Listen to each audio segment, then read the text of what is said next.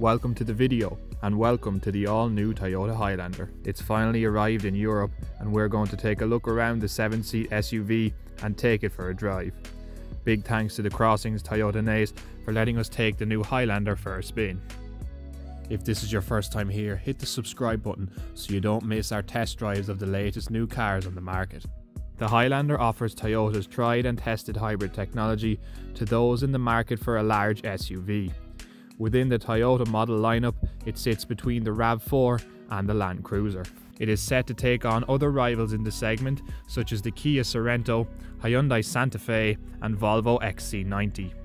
The Highlander starts in Ireland at around €65,000, with the model featured in this video being the Sol is another €6,000. This means that it's priced at the premium end of the market. So does it live up to the price tag? Let's find out. Starting off with the exterior, and the design of the Highlander is no doubt familiar, with the front end looking similar to that of current Toyotas. The colour of this car is what Toyota call moon dust, and I think it suits the model very well. Up at the front there's chrome surrounding the badge from left to right and a black gloss effect on the grille. The headlights are LEDs, and placed down lower you also have LED fog lights. Moving to the side, and it has a sleek design, with Toyota creating a family SUV that isn't dull and boring to look at, and has some nice creases along the doors. The alloys on this Sol model are 20-inch, which are bigger than the standard 18-inch offered on the base model. There is also the usual plastic cladding on the wheel arch, which is often seen now on modern SUVs. There is rear privacy glass, and a chrome strip carries down along the side of the Highlander below the windows. At the rear, I think it's fair to say that a Lexus badge wouldn't look out of place here. It has that sleekness and premium look. The taillights themselves are LEDs, but the indicators are not. It's only a minor thing, but I do think Toyota should really be using full LED lights on a vehicle of this class and price. Let us know your thoughts on the Highlander's design in the comments below. Moving to the boot, and the Highlander comes with a fully power-assisted tailgate, which opens reasonably quickly at the push of a button. The boot is 658 litres, and that's with the third row of seats folded down. This is bigger than other 7-seat rivals like the Kia Sorento and Skoda Kodiaq. Below the boot floor you'll find your towing eye and the breaker bar for wheel nuts.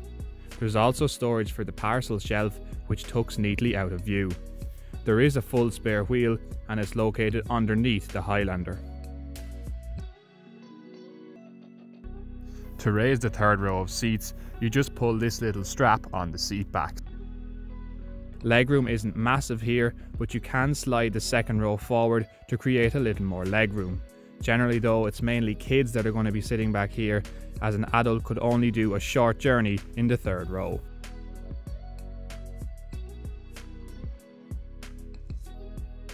The door bins are a respectable size, and the door itself has a soft touch leather material.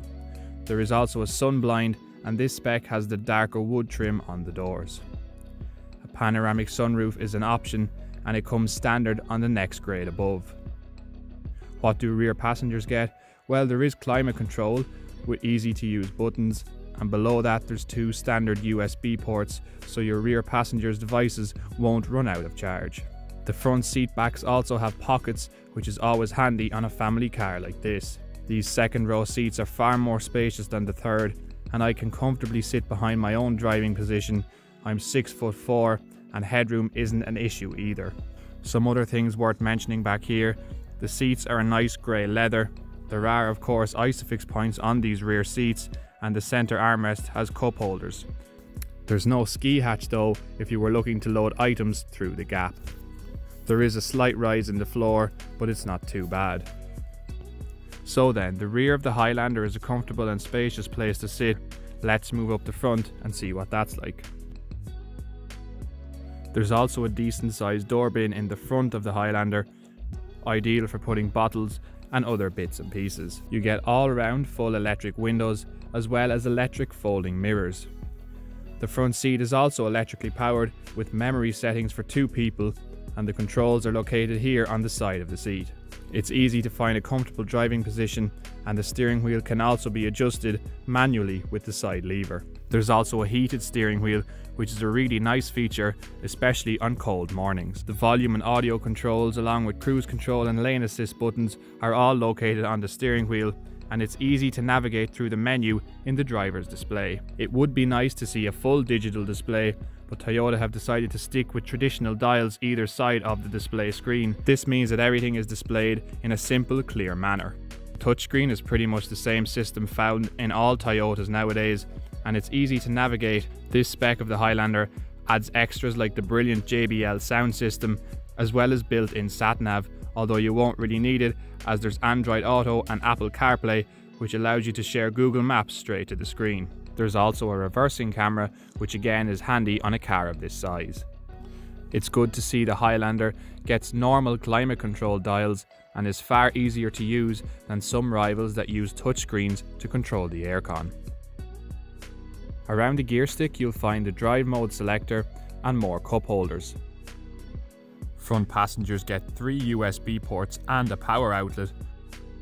If that wasn't enough, there's also a wireless charger within the armrest. And slide back the armrest and there's another massive storage space.